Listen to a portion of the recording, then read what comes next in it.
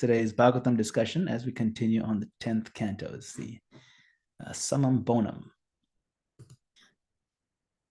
So give me a second to share my screen. And let's see if this works. Okay. So today's topic is Queen Kunti, radically unalloyed devotion, the incredible example of Queen Kunti. Om Namo Bhagavate Vasudevaya. Om Namo Bhagavate Vasudevaya. Om Namo Bhagavate Vasudevaya. Reading from Srimad Bhagavatam, Canto 10, Chapter 58, verse number 8. So we'll hear from Queen Kunti. Queen Kunti is a very special soul who lived an extraordinary life. When she was a young princess, she served very nicely Durvasa Muni, who gave her special boon that she can invoke the presence of any demigod that she wants. And that particular mantra is such that it compels the demigod to give her a child, a son. So she said, I don't know, let's try it out. She's just a young girl, and she tried it out, and the sun god came in, and he's like, okay, I'm compelled to give you a son.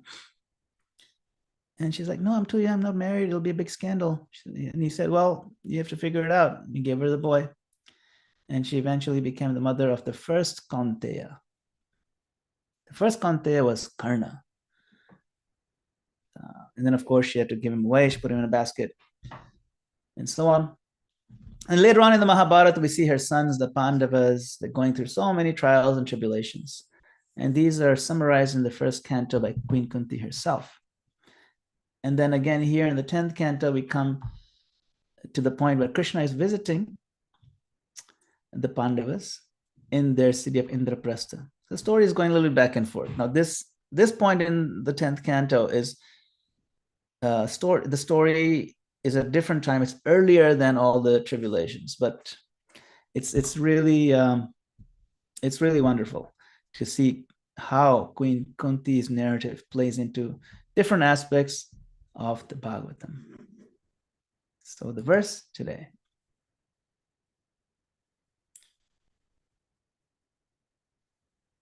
Tamaha prema vaiklavya Ruddha kantashrulochana Smaranti tan bahun kleshan Kleshapayatma darshanam.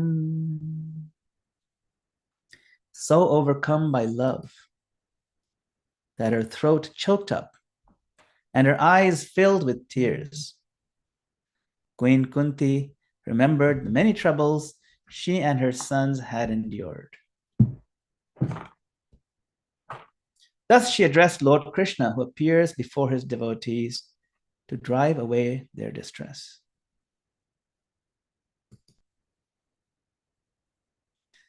Tadaiva kushalam no bhut sanathaste kritavayam Gyatinna smarata Krishna Bhrata me preshitastvaya. Queen Kunti said, my dear Krishna, our welfare was assured only when you remembered us, your relatives, and gave us your protection by sending my brother to visit us.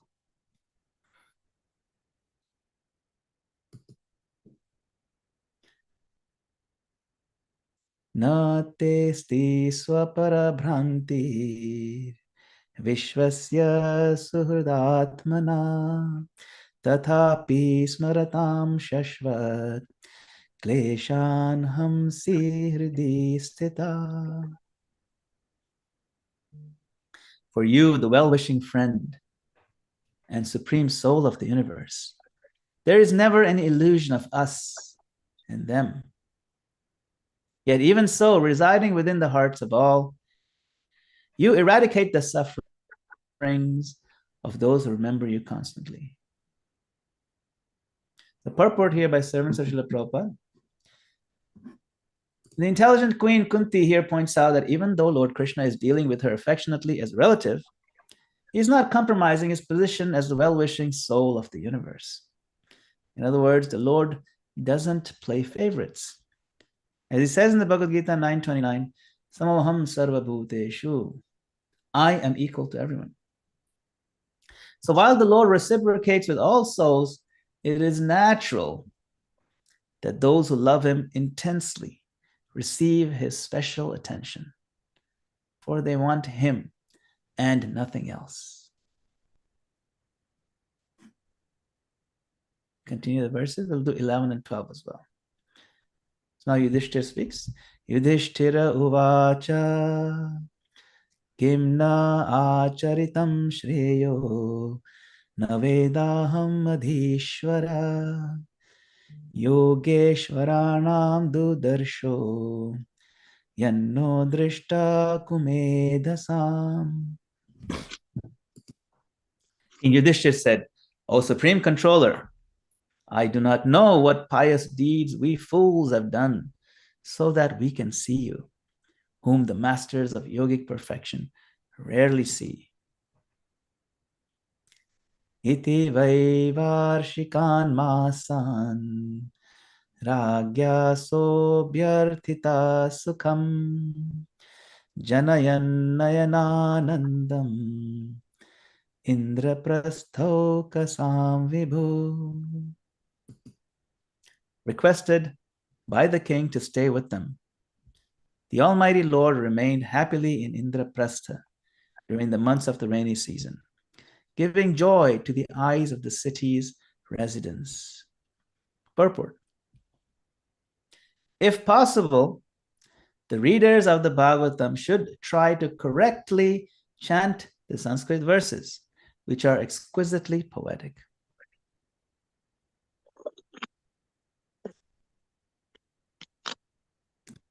Okay.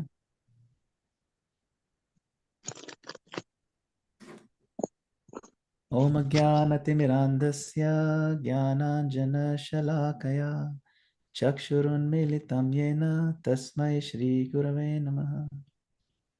I offer my humble obeisances unto the lotus feet of my spiritual master, who has opened my darkened eyes and filled my heart with transcendental knowledge. I further offer my obeisances to all of the assembled Vaishnavas and seek your kind permission and blessings that we may recite Srimad Bhagavatam together.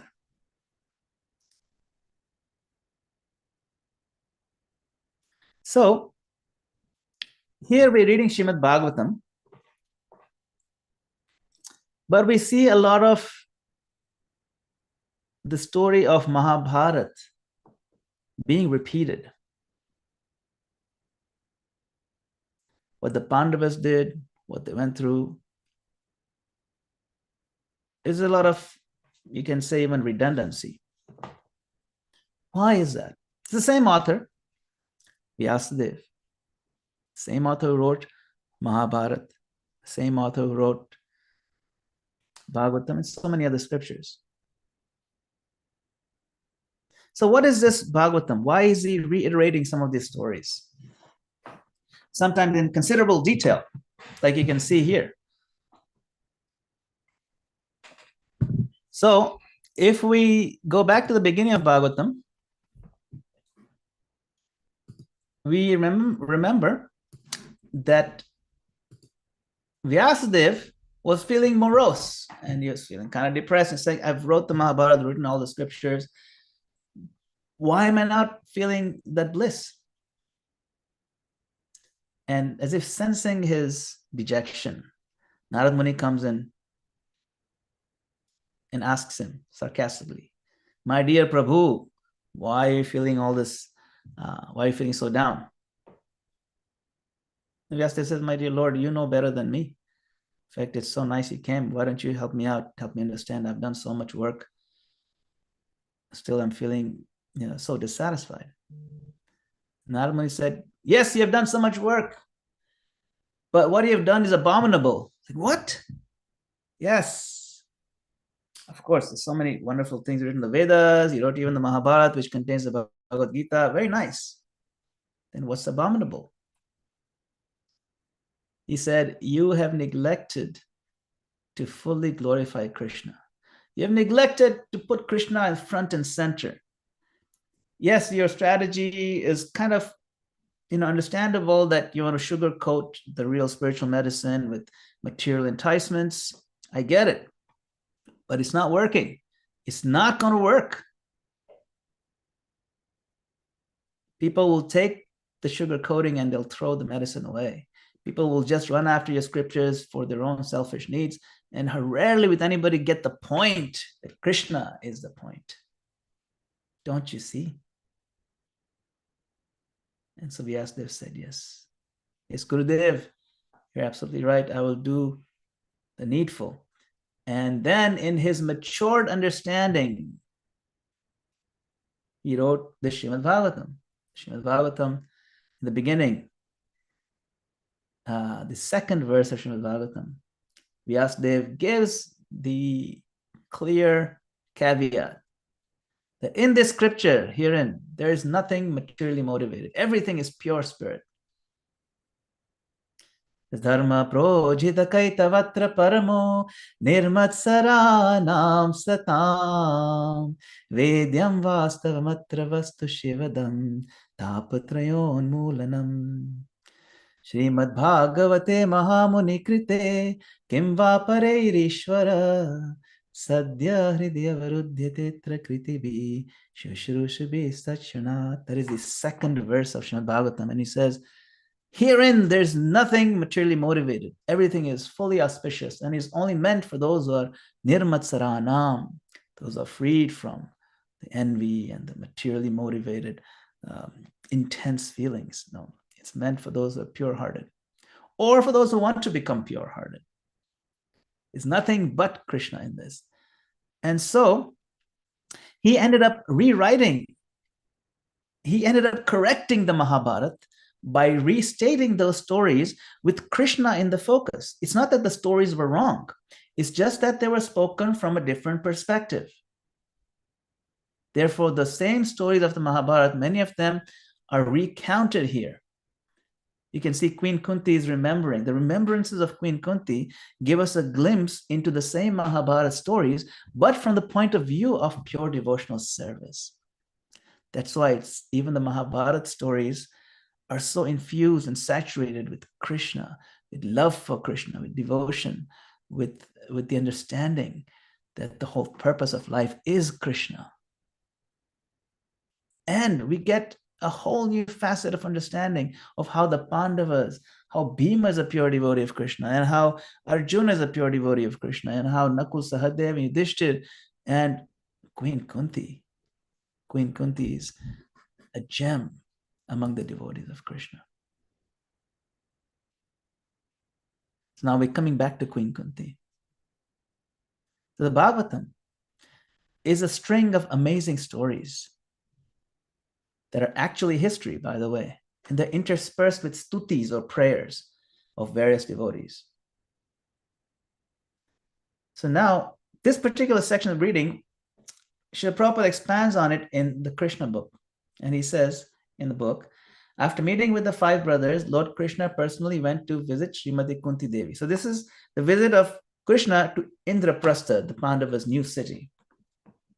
Now, Kunti Devi is also Krishna's paternal aunt. Offering his respects to his aunt, Krishna touched her feet. You can see she's his pure devotee. She's his devotee. He's touching her feet because he has to observe the etiquette that she's superior. And Kunti's eyes became wet, and in great love, she feelingly embraced Lord Krishna. She then inquired from him about the well-being of her paternal family members, her brother Vasudeva, his wives, and other members of the family. Similarly, Krishna also inquired from his aunt about the welfare of the Pandava family. Although Kunti Devi was related to Krishna by family ties, she knew immediately after meeting him that he is the Supreme Personality of Godhead. She remembered the past calamities of her life and how by the grace of Krishna, she and her sons, the Pandavas, had been saved. She knew perfectly well that without Krishna's grace, no one could have saved them from the fire accident, quote unquote accident, designed by the sons of Dhritarashtra. You can see the picture of the fire over there. In a choked up voice, she began to narrate before Krishna the history of their life. She said, "My dear Krishna, I remember the day you sent my brother Akrura," so that's the brother she's referring to gather information about us. This means that you always remember us automatically. When you sent Akrura, I could understand that there was no possibility of our being put in danger. All good fortune in our life began when you sent Akrura to us. Since then, I have been convinced that we are not without protection. We may be put into various types of dangerous conditions by our own family members, the Kurus, but I'm confident that you remember us and always keep us safe and sound. Even ordinary devotees who simply think of you are always immune to all kinds of material danger. What to speak of ourselves who are personally remembered by you? So, my dear Krishna, there's no question of bad luck. We are always in an auspicious position because of your grace. Yet, although you have bestowed a special favor on us, people should not mistakenly think that you are partial to some and inattentive to others. You make no such distinction. No one is your favorite, no one is your enemy. As the Supreme Personality of Godhead, you are equal to everyone. And everyone can take advantage of your special protection. The fact is that although you are equal to everyone, you are especially inclined to the devotees who always think of you. The devotees are related to you by ties of love. As such, they cannot forget you even for a moment. You're present in everyone's heart, but because the devotees always remember you, you respond accordingly. Although a mother has affection for all her children, she takes special care of the one who is fully dependent. I know certainly, my dear Krishna, that being seated in everyone's heart, you always create auspicious situations for your unalloyed devotees. So you see her situation is kind of quite precarious. Her own family, the people that you're supposed to trust, are after her life, after the life of the Pandavas. You can imagine, right? These are cousins, the first cousins, the Kauravas. You would think that your royal family, there's so much wealth, so much power, so much influence. You have big palaces, you have so many resources. You're the king of the whole world, really. Why can't you live in peace with your brothers? The very people who you trust, the very people who you look to for protection, are the ones trying to kill you and attack you. Why? Because they're envious. The Kauravas are so envious of the success of the Pandavas. Duryodhana was so envious of Yudhishthir's wisdom, Arjuna's bravery, the beauty of Nakul Sahadev, the strength of Bhima. He was just envious about everything. He was envious of Draupadi. Wow, they got the most good-looking wife in the whole world. He's just envious all around. The same people who you expect to live in brotherly love. And Kunti was wondering, what can I do? In this same episode, or the same scenario is discussed in the 49th chapter of the same 10th canto, when Krishna sends Akrura.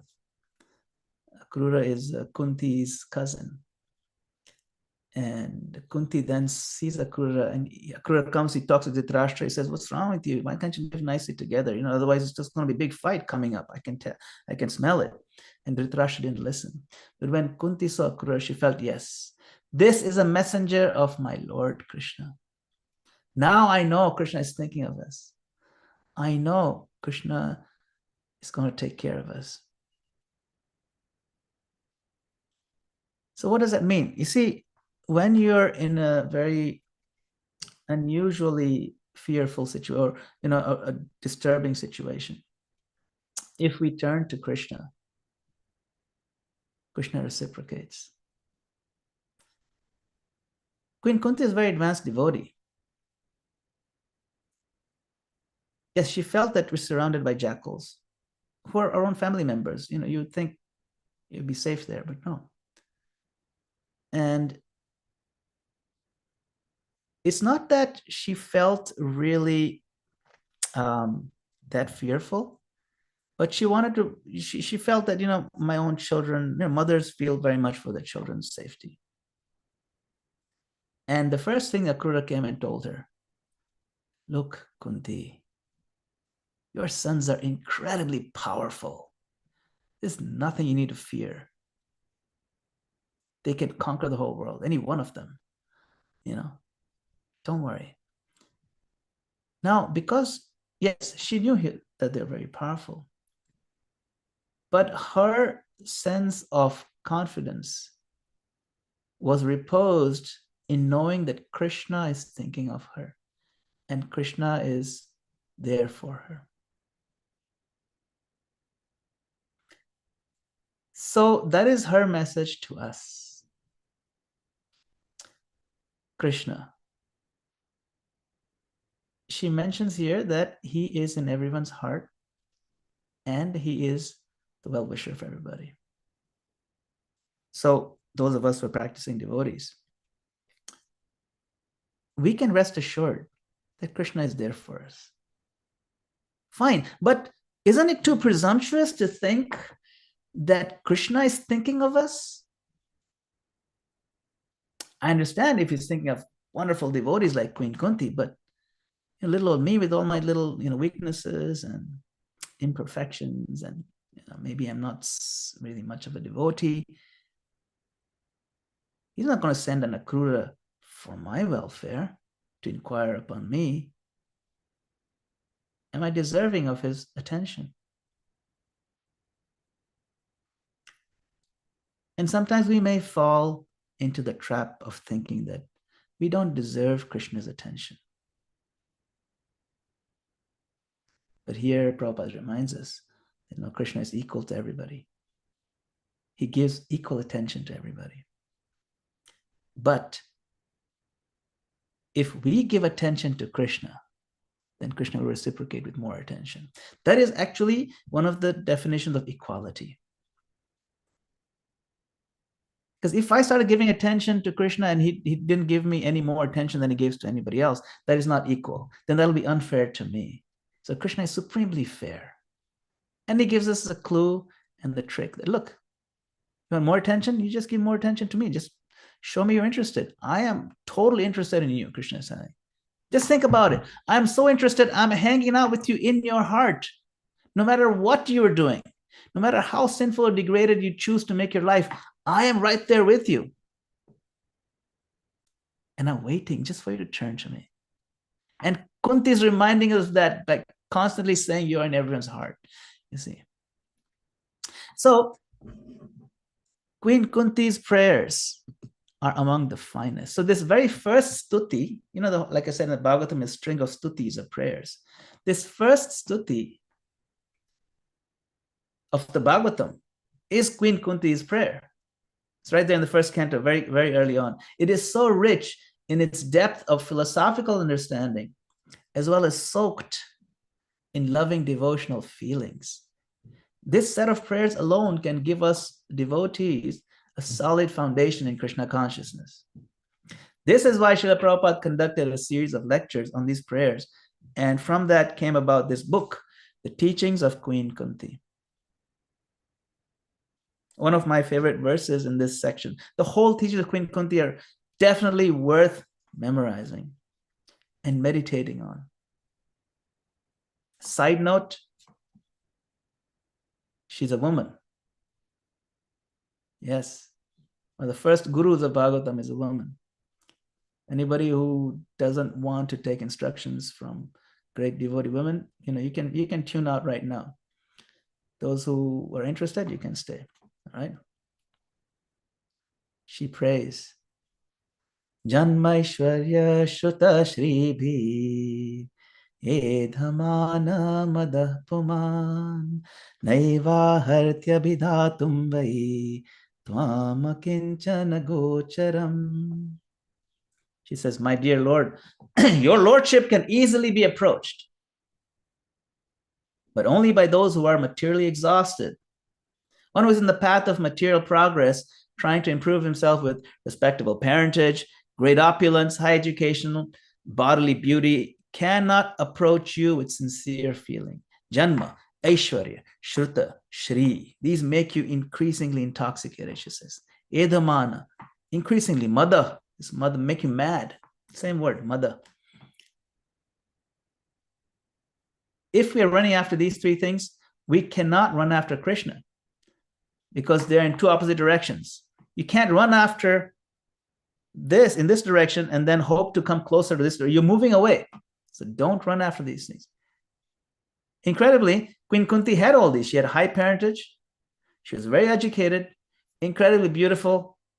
She had everything anybody could want. Great opulence. Her realization is this. In the purport, and I'll just end after reading the purport, Prabhupada explains, this is the first canto, okay? Explains, all materialistic men are mad after possessing these material opulences. This is known as advancement of material civilization. But the result is that by possessing all these material assets, one becomes artificially puffed up, intoxicated by such temporary possessions. Consequently, such materially puffed up persons are incapable of uttering the holy name of the Lord by addressing him feelingly, O Govinda, O Krishna. It is said in the Shastras that by once uttering the holy name of the Lord, the sinner gets rid of a quantity of sins that he is unable to commit. Such is the power of uttering the holy name of the Lord. There is not the least exaggeration in this statement. Actually, the Lord's holy name has such powerful potency, but there is a quality to such utterances also. It depends on the quality of feeling. A helpless man can feelingly utter the holy name of the Lord, whereas a man who utters the same holy name in great material satisfaction cannot be so sincere. A materially puffed up person may utter the holy name of the Lord occasionally, but he's incapable of uttering the name in quality. Therefore, the four principles of material advancement, high parentage, good wealth, high education, attractive beauty, are, so to speak, disqualifications for progress on the path of spiritual advancement. The material covering of the pure spirit soul is an external feature, as much as fever is an external feature of the unhealthy body. So remember, Prabhupada wrote this early on. He wrote this quite a while before he came to America. He wrote this in India when he was still back in Bharat. And he was explaining this point. Yes, chanting is the core. Calling out to Krishna is the main method in this Kali Yuga to connect with him. But he emphasizes here again and again, it cannot be done ritualistically, mechanically, externally. It has to have feeling. You see, so he's saying there's no exaggeration in the power of the holy name. But there's a but there. He says a but there's a quality to such utterances also. So unless you can do it with that level of feeling, you will not get that impact. You'll not be able to connect to Krishna. It's like swallowing an empty capsule. Yes, the letters of the name are the capsule, but the medicine, the active ingredient, is the loving feeling of reaching out to the Lord with the heart. You know, when we swallow empty capsules, you get a placebo effect at best. If you want the real effect of purifying the heart, the Cheto Darpana Marjanam, we have to really take this purport seriously. You have to understand Queen Kunti's message very seriously and move toward that unalloyed, radical unalloyed nature of her devotion. So we can take advantage of this morning's session to reflect deeply on the incredible example of Queen Kunti and chant our rounds with that level of requisite intensity. Thank you very much. Srila Prabhupada ki jai. Hari Bol.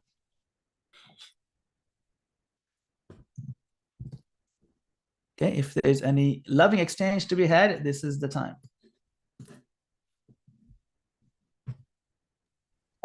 Wonderful class, Madana Gopala Prabhu. Wonderful. We're fired up to surrender to Krishna, at least today, at least during class, at least while we're in your association. We're surrendered.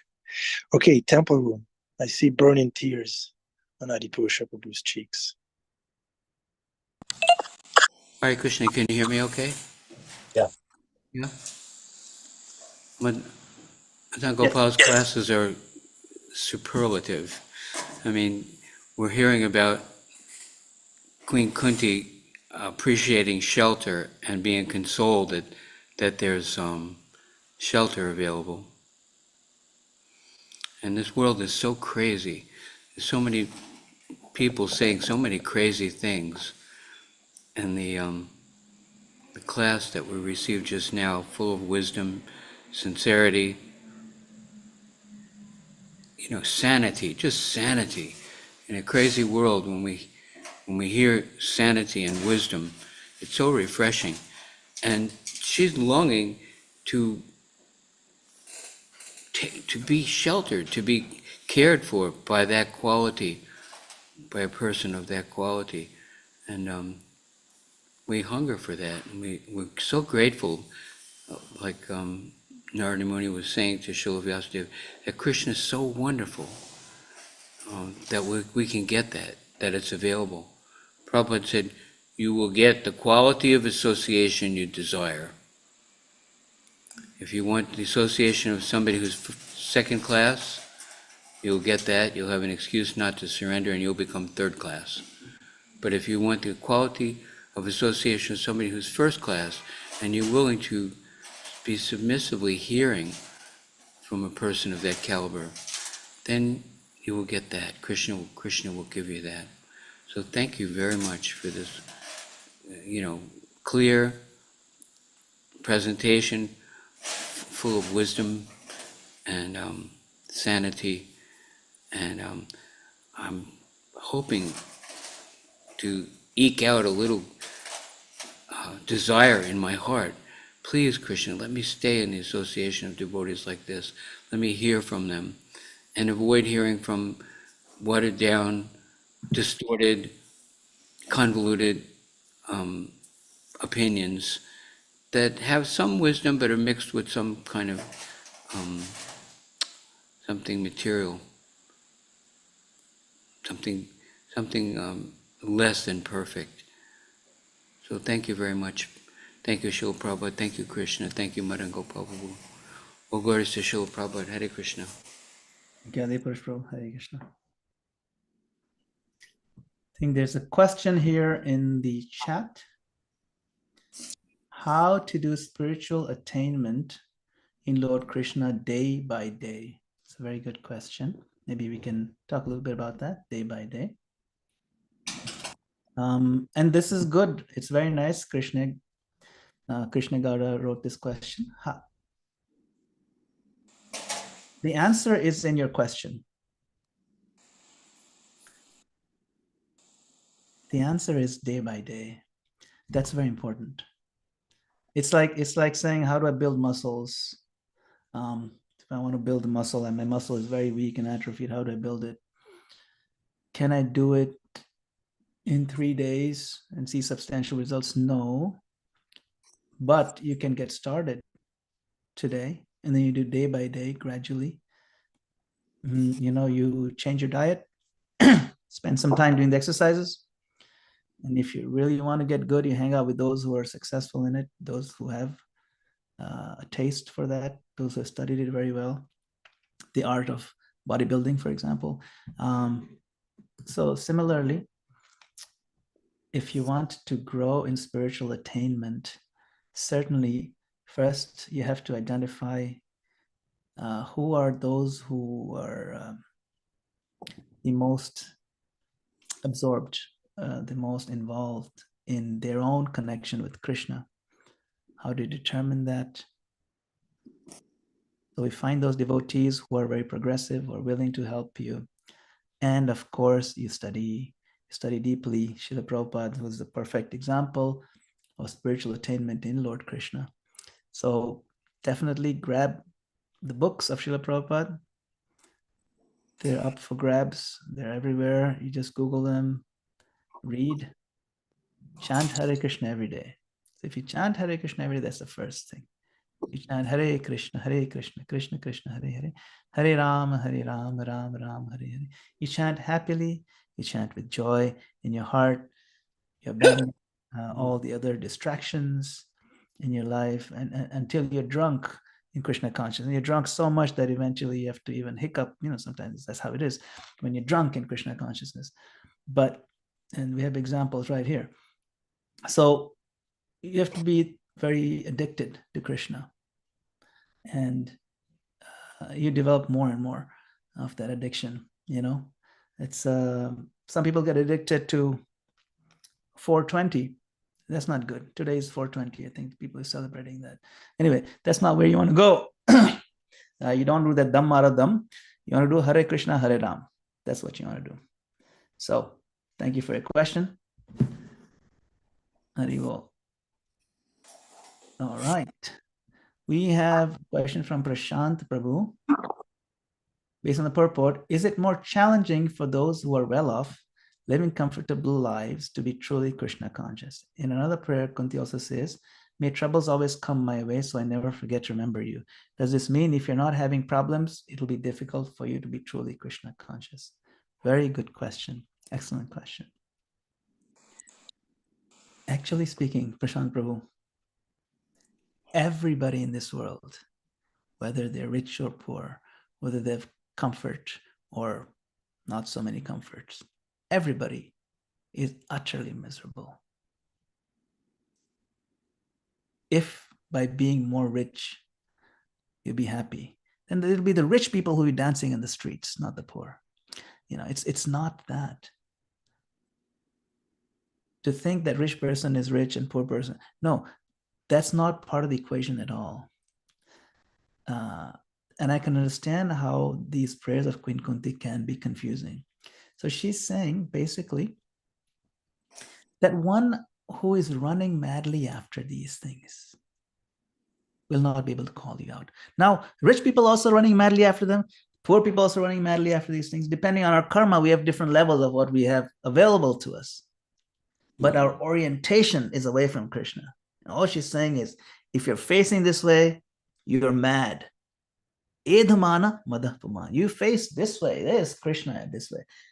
That is the core. So Queen Kunti was incredibly rich, but she was a pure devotee. She was incredibly beautiful, but she was a pure devotee. Very educated, everything. She had all those four things. See, so that's not a disqualification. It's where are you oriented? Where do you want to, what are you running after? Because we're all running or walking or moving toward something. You see, that is one aspect of your question. The other aspect of your question is, okay, now, the other aspect of your question, she prays for calamities to come. Now, she's not, like some people actually gain pleasure by going through physical pain. Masochistic, for example, that's the word for it. Sadistic is one who gives you pain, and one who gives themselves pain to get some kind of morbid pleasure out of it. But that's not what Queen Kunti is asking for. You see, she's not. If you read her prayer carefully, she says that somehow or other, I have seen, whenever we are in trouble, you show up. Like you just show up magically. I don't know what that correlation is. But if that's what it takes for you to show up in our lives, then give me trouble every day. You see, she is just praying. It's a poetic way of saying, my Lord, whatever it takes, for you to be present in my consciousness, in my life. I will tolerate it. I will embrace it, even though it may be physically painful. Somehow I see there's a correlation. I don't know if there's a causation, but there's a correlation. You see? And I can remember you more easily, intensely, that's fine. But she's not saying that give me pain for the sake of the pain. She's saying, give me whatever it takes to see you every day. And that should be the core of our prayer. My Lord, give me whatever orientation it takes for me to see you every day. Whether it means, of course, some clarity, if it means I have to go through an inconvenience. You are the most important person in my life. And that's the core of that prayer. Yeah? Okay, Prashant. All right, I see some. What if it takes some wealth and all kinds of auspicious things? Should we reject that? No, that's the thing. Whatever it takes, my Lord, whatever you think, my Lord will make me more Krishna conscious. Kindly give me that. I am praying for that. Kindly give me to you. And if that service takes the shape of amassing incredible amounts of wealth to use in your service, then so be it. I'll tolerate that too. Yes, because having wealth is also a burden. Gold weighs so much; it's so hard to lift. I'll tolerate that weight for you, my Lord. But of course, we don't use even an ounce of it for our sense gratification. We use it for Krishna's service. Yeah. Thank you for that clarification, Prabhu. Thank you. We have hands up. We have questions in the chat. So Okay. nice. Anand Bihar Prabhu, why don't you guide us? Who can go first? Gail. Gail is a lady. Hi, Krishna Prabhus. Prabhu, I'm referring to that absolute statement that you made that every one of us is miserable. I'm thinking, let's say, except for Gail, Mataji, everybody is miserable. Yeah. No, I'm a poster child of misery. But anyway, I'm thinking about that person who is experiencing that he was born with a silver spoon in his mouth and doesn't have enough fingers and toes to count his blessings, right? He's feeling no pain, everything is going his way. How should such a person understand that he too is miserable or will be? Yes, good question. Very good question. For those of us who are born with a plastic spoon in our mouths, it's very easy. But for a person born in silver spoon, they suffer exquisite misery. And they know it. It's true. It's true. Why do you think so many rich people take shelter of drugs and things, that unhealthy things? Because you're, especially those who became rich after living, say, middle class life, and all of a sudden become very rich. They gain a lot of fame very suddenly. You would think their lives will be so much more stable, so much more focused, so much more, blissful. But many of the celebrities, you see them, they crash and burn. See, and I'll tell you how that works. When you go from $0 to making, say, $20, then wow, this is so awesome, making my own money, cool. And then when you go from $20 to making, say, a couple $100 a week, fantastic. And then you're making a couple thousand, a week. This is so good. So when you see jumping from 100 to 1,000 and 1,000 to 2,000, you can do so much more. But when you go from 1 million to 2 million and 2 million to 5 million, somehow the math doesn't work out like that anymore. I'm not 1,000,000 times more happy. Why? Then it's extremely confusing. Oh, wait, I don't have cocaine. Let's do that. And then destroy themselves. Okay, cocaine isn't strong enough. Let's do crystal meth. And then they destroy themselves. They think that it has to have equivalent growth in bliss when you have more wealth. And when you do that, you end up crashing and burning because there's a limit to how much the material body can give you. This material body is designed to give you pain, very little pleasure. And so if you try to get it through this, it's going to be utterly miserable. And that's just the physical aspect of it. Then there's the other aspect of the relational things, and that's why they go through so many marriages, and why isn't it working out?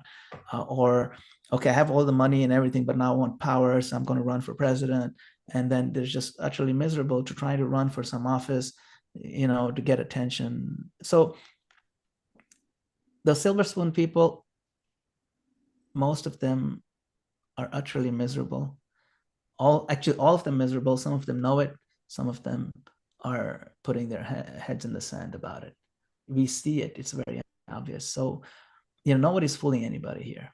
It doesn't take a genius to see it's not worth it. All right. So basically, the point is that when you have a great deal of opulence of whatever form, your expectation for happiness increases, and then when that happiness doesn't come, then the frustration sets in. It's inevitable. So we'll take a break for darshan. Yeah. The darshan will be a little blurry because Adipusha Prabhu is blurring his background. He's got nothing to hide, but somehow it's blurred. Blurred. What did he say? Blurred. It's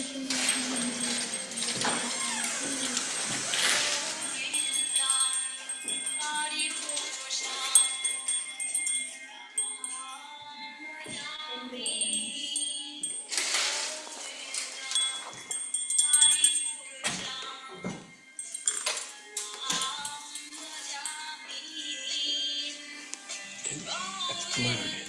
Can you get unblurred? See how it's blurred?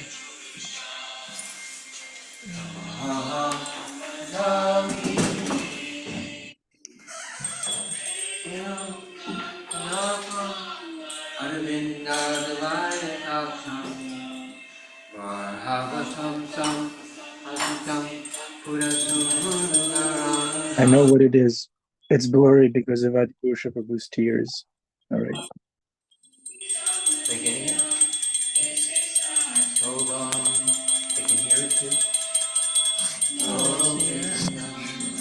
Hari Purusham Tamaham Dami Govindam Hari Purusham Tamaham Dami Govindam Hari Purusham Tamaham That behind you. That he wants to fix it. Priti Monkey Pasyan Han Kayanti Hiram Jaganti Anada Shimaya Sadhu Kala Vigrahasya Govindam Hari Purusham Namajami Govindam Hari Purusham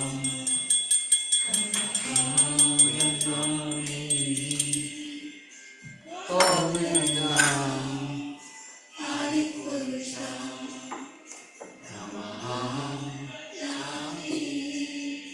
Govindam.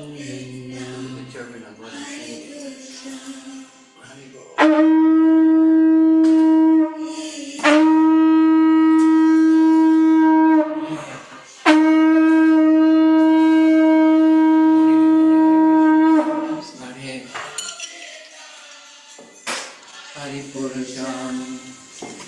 Jai Shri Shivana Mulidhar, Shri Guru Chandra. They are so beautiful, so much detail, so much care in the outfit.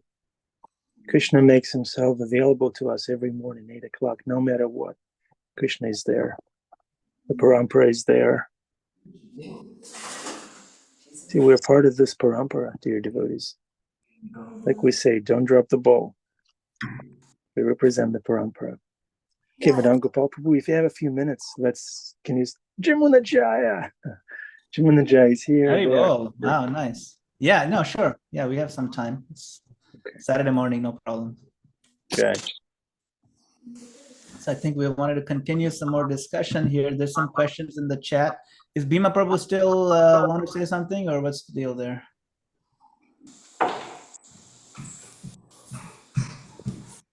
Go ahead and answer the questions in the chat. Okay, all right. So let's see, the next question is Neha.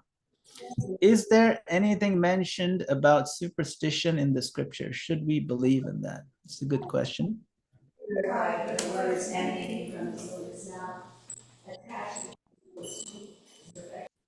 So, like,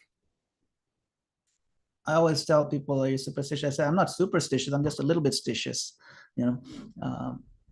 But basically, what is superstition? Superstition is some kind of unusual, or you can say unscientific, or not easy to prove belief that you just do and it becomes a tradition. You know, like it's considered superstitious or bad luck if you were to walk underneath a ladder. There's a ladder against the wall. It's bad luck to walk underneath a ladder. They'll tell the kids that. The mothers tell the kids, don't, you know, it's bad luck. So that becomes part of superstition. If you walk underneath a ladder, it's bad luck. Now, a lot of superstitions are rooted in some reality. In general, it's unsafe to walk under a ladder, especially a little kid. You know, there's probably workers up there, they're going to drop a brick on your head or a paint bucket or something. So there's enough incidents of that happening that mothers decided, hey, okay, just categorically, walking under ladders, bad.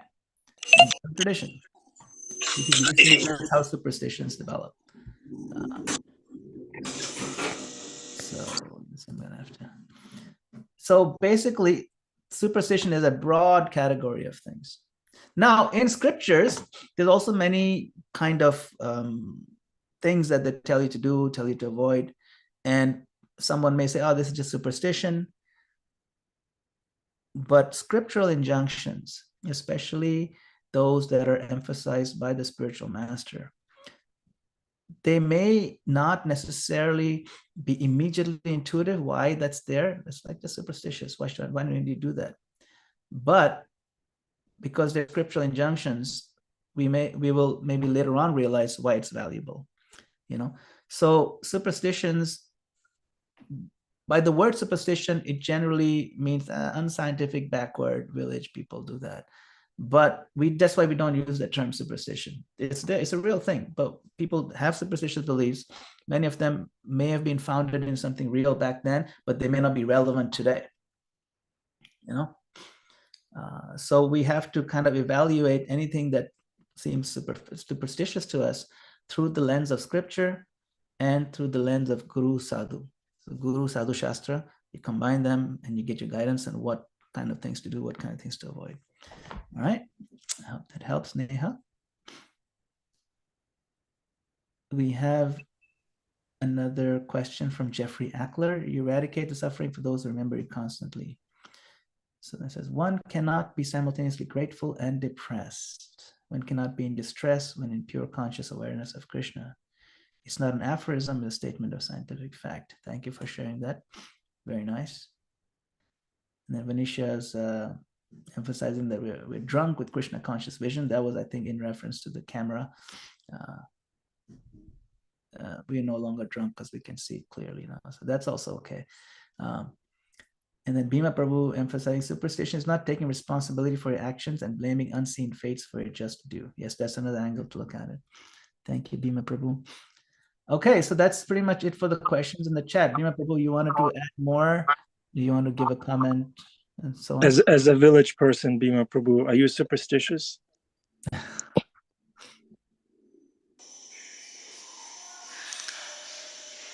Hare Krishna, can you hear me? Yes, Prabhu. Yes, Bhima Prabhu. Yes, Aditya Prabhu. Yeah. There's a comment on one of the questions about making progress if you're in a comfortable, opulent, cozy position. Lord Rishabhdev we mentioned this yesterday, he's recommending voluntarily accept austerity. That even if you're in a very opulent, comfortable position, we do have the choice to say, let me make some sacrifice for Krishna. That's appropriate, to voluntarily accept austerities, to purify our existence for Krishna's pleasure. And then that counteracts the fact that the comfortable position might make us complacent. Anyway, just a comment. That makes Yeah. sense. Every time a little bit of opulence comes our way, we should be thinking, that's not for you, not for you. That's for you to use in Krishna's service, not yours. Give it back. Okay, Bhima Prabhu. Yes, Haribol Prabhus. That was, oh, well, here we go. Here's a calamity coming.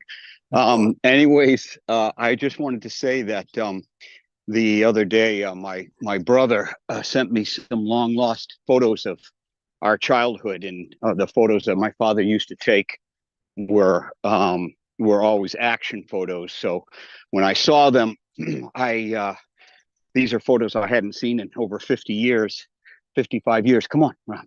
Hold on for a second. I'm sorry. 55 years, and I had realized that when I saw the photo, I felt what I was feeling at the moment of the snapshot, as if I was just there. And in those moments, because there were quite a few photos, I was there in that time some 50 years ago. And then, of course, after I put the photos away, I came back to the so-called present moment. And I realized that life passes literally in a flash. That I'm that same person. These are fundamental, rudimentary realizations. I am that same person I was when I was a kid. The only thing that's changed is time, circumstance, and now I'm half the person I used to be, so to speak. And it wakes you up to how fast this life flits through. That it's literally like a dream. It was literally yesterday that these things were occurring, that I was looking at the photographs. Sure, there's a whole life in between, but that was then and this is now, and there's a very short period of time in between. And then, of course, I expostulated into the future, thinking, the next thing I know, I'll be on my deathbed taking my last breath, and it will be in a moment. And I was using that feeling of how fast 50 years passed and saying to myself, next thing you know, I'm going to be laying on my bed, and this will be it. And I'll be saying goodbye. Hopefully it's in bed, not wrecking in a car or being trampled by a horse or something like that. But anyways, this is the thing, that if we can always remember these rudimentary, fundamental aspects of what life is really about. My son calls it zooming out. If we can zoom out and understand the true nature of this very brief picture show that this material world has to offer, and that Lord Chaitanya, when he said Jeev Jago, that was not just hyperbole. He wasn't exaggerating. Oh, you're sleeping. No, we literally are in the material world because of its nature. Countries, dynasties, political systems, everything comes and goes. Nature comes and goes. Every time I take a walk in the woods, the trees are little saplings are rising from the soil, and hundreds of trees are down, deadfall in the woods. And you see that this we're constantly being churned, and literally dead. These calamities are coming again and again. Every day we wake up in this material world is a calamity for our soul. And Prabhupada, I notice it when I listen to Prabhupada's lectures, he's always very vehemently stating this world is a miserable place. We have to stop desiring to make it work in the material world. We have to stop desiring the stuff that we think we don't have, because that stuff we think we don't have is precisely that stuff which gets in the way between us and Krishna. And that when the calamities come, the reason why we remember Krishna is because calamities usually mean something being taken away from us. Time, health, material goods, these things, Krishna takes these things away from us. Hari takes these things away from us so that we better see him. As Queen Kunti said, always standing there in front of us, always right there in front of us. And it is simply our desire to concentrate on the stuff of this life, the stuff that comes and goes in 50 years in a moment. We put all that in between us and seeing Krishna. Anyways, that's your class was so revelatory of these feelings. It, brought up those feelings in me.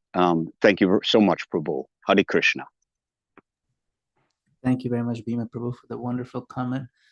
Does the such a transient nature of our life? It's a blink of an eye, and it's over. And then there's the next one. And unfortunately, we don't learn. Now it's our chance to learn, to come out of this cycle. Thank you. Anybody else have any elucidating, enlightening comments? Hey, it's Saturday morning. Let's do it. We'll take one more burning reflection from Sundar Anandaji. A question on that. So Bhima Prabhu mentioned about this transient nature. So it's more like, so when we listen to comments like this, similar to what they call smashan vairagya, crematorium realization. So we understand, okay, this is true. I gotta wake up, Jeev Jago. What happens the next few minutes? I have to, pay the bills, head out, this, that.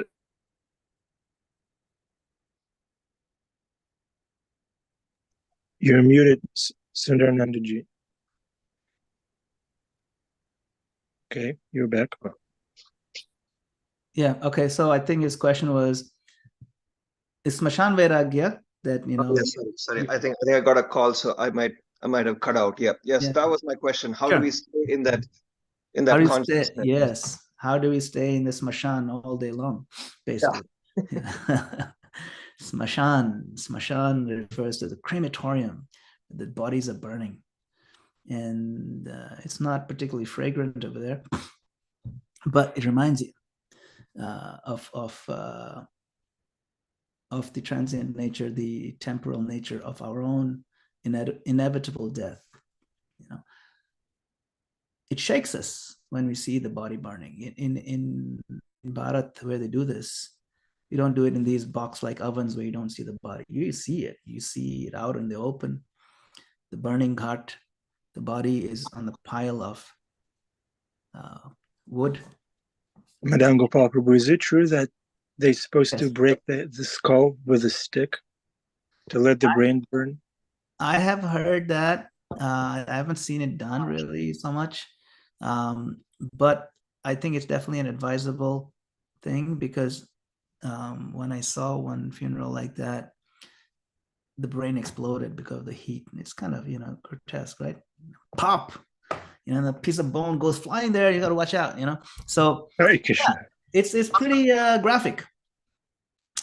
They should probably bring that back, because I asked my wife to break my skull when I'm there, and she said, "I'm gonna break your skull now." Yeah, Why wait? Don't jump the gun on that one, So, and don't give those kind of ideas to your wife. This is otherwise she'll say, "As it is, I'll follow as it is." Don't do it. Just wait until I'm dead. Okay.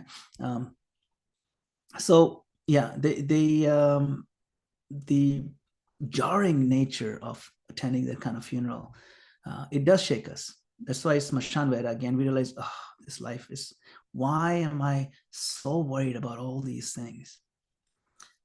And then the moment you get back in the car to go back home, and then you take a shower, and then it's over. You're back to what we call the real world. So, and like you said, you have to pay the bills, and you have to deal with the taxes, and you have to deal with the relatives, and you have to deal with so many things you have to deal with them. It's problematic. And then these things become important again. So what do we take home from this? We have to take home an intelligent realization. What does that mean, intelligent? Intelligent means, okay, there's definitely some emotion. But now the emotion is directed properly if you have spiritual framework understanding, right? We're not this body, the eternal life ahead of us. We shouldn't take these things too seriously. Then we get quickly sucked back into a routine where that perspective is almost erased again. So what is the intelligent way of dealing with it? How do we hold on to that feeling of the realization? Therefore, we do this on a daily basis to remind ourselves. You know, it's like polishing silver. If you polish silver, even if you keep it in a dust-free environment, you keep it in a cabinet, it starts going yellow in just a few days. And then before you know it turns black. Just by itself, just oxidation. So we have to polish it very frequently. And so similarly, we have to remind ourselves on a daily basis, remind each other. And then during the day, see if we can find an opportunity to reflect. Like even when you're paying the bill, you open the checkbook, you're paying the bill. If we can intelligently develop a habit to kind of go back to what we learned in the Bhagavatam class that day, or something we read, what Prabhupada said, can I inject a Krishna conscious realization into what I'm doing right now? Now, we won't be able to do it all the time, all day long, because we're not in the habit of it. But every now and then, between things, you know, like I tell myself, even when I'm walking from my work desk in my office, just to the bathroom, you know, even that like 30-second walk, you can be thinking of something else. Okay, this is a break. How is Krishna so wonderful? He's awesome. This Krishna consciousness is so great. Maybe I shouldn't be so stressed about our work. Ultimately, you know, what's the difference? You know, I'm doing my best. I'm trying to be focused. I learned from my mistakes and so on and so forth. But it's not worth burning up completely over something this petty. Don't want to sweat the small stuff, you know, and it's all small stuff.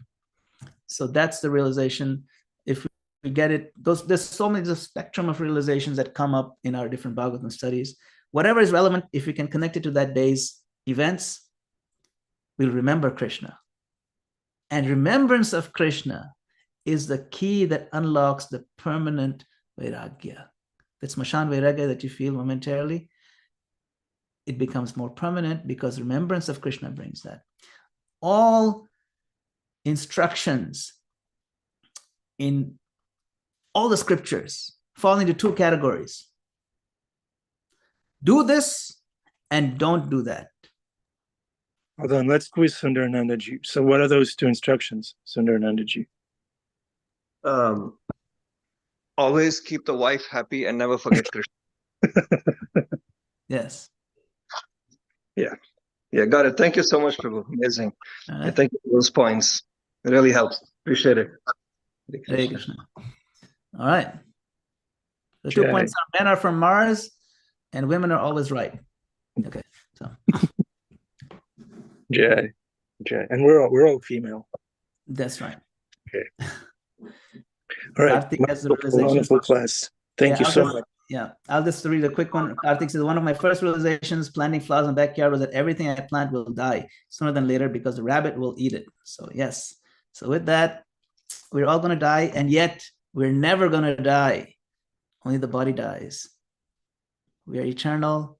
We're servants of Krishna. Let's never forget that, including flowers and rabbits.